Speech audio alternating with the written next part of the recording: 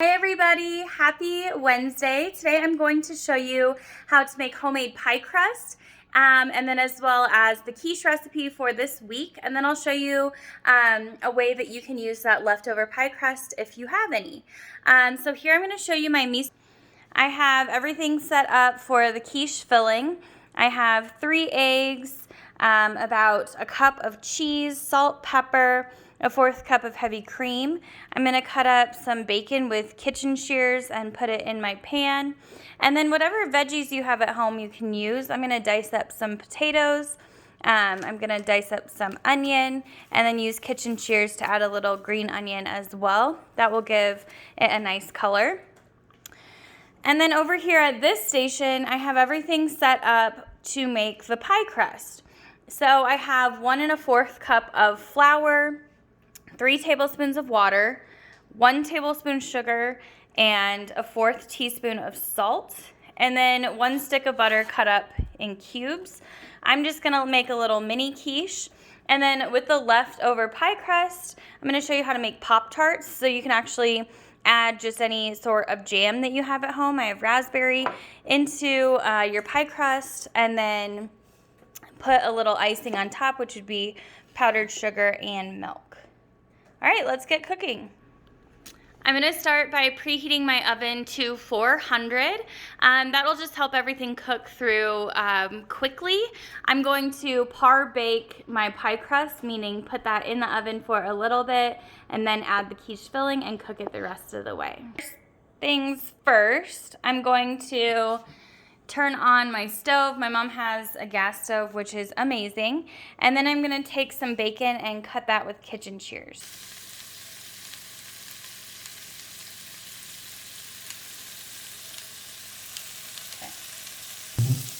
All right, so we got the bacon going. I like to get that going first just because bacon usually takes a while. But when you cut it with kitchen shears like that, it goes pretty quick. All right, so now we're going to make the pie crust. And I'll show you how to do that. So you're going to take a bowl and you're going to add your flour. You're going to add your sugar and salt. You're going to kind of cut that in. If you have a pastry blender, that works well too. And then the liquid, you're going to add your 3 tablespoons of water. All right, so you're going to mix that together. And then you're slowly going to cut in your butter. And you want it to be cold. I don't have a KitchenAid mixer. I like to do things by hand. And it's okay if the butter is a little bit chunky in your crust. That'll just add pops of flavor when you eat it. Add a couple more.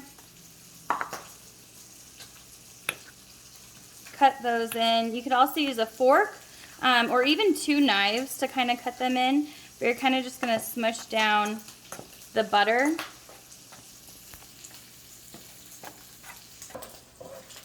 Alright, so then I'm going to kind of flour my surface, and then you want to grease your pan. Here's what my dough is starting to look like, so it's starting to kind of bind together, but then you want to just start working it with your hands.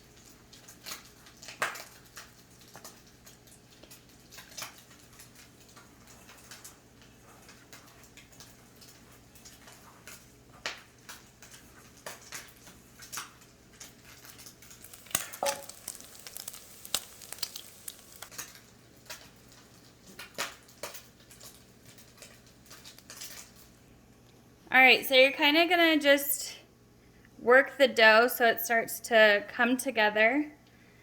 You can kind of knead it a bit with the butter. The butter is kind of getting warmed up with your hands. Alright, so I'm going to flour my rolling pin so it doesn't stick to my pie crust. Start rolling that out. And if it kind of flakes apart, that's okay. That's the whole point. You want it to be a little bit flaky, but you want to roll it out really, really thin. All right, so I'm rolling out my pie crust. I'm gonna cut some of it off, and I'm using a heart-shaped pan, so the mold is a little difficult to get your pie crust to look like that. So I'm gonna do it in 2 parts. But like I said, I oiled the pan, and then I'm just gonna kind of press my pie crust into the bottom. So it's even all the way around. It should look like that. Press that in. You don't want it to be too thick, it'll take too long to cook. All right, and then I'm gonna put that in the oven for about 5 minutes just to partially cook. All right, so my bacon is cooked. Again, I have my cheese, my heavy cream. I'm going to whisk together those eggs. And then I'm gonna add in my heavy cream. You can use milk also. Cream is just a lot richer, more flavorful. You can also use an immersion blender right here. And then I'm going to slice and then dice my potatoes and partially cook them in the microwave so they get soft. Onions and then green onions. You could also add mushrooms, peppers, whatever you have at home. You can make it vegetarian if you don't want bacon. You could use sausage or chorizo as well. All right, so I'm just making a little mini quiche this morning. So I got my ingredients all sliced up, ready to go. I'm gonna add some salt and pepper to the egg mixture and then go check on my pie crust. All right, so just a few more minutes with my little mini pie crust. And while we wait for that, we're gonna come over to our extra pie crust, the dough, and you're gonna roll it out and then cut it into rectangles for our Pop-Tarts.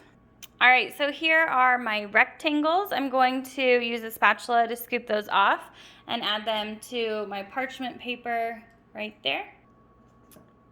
So for the filling for your Pop-Tarts, you can use raspberry jam or whatever other jam you have at home. We always love having raspberry on hand.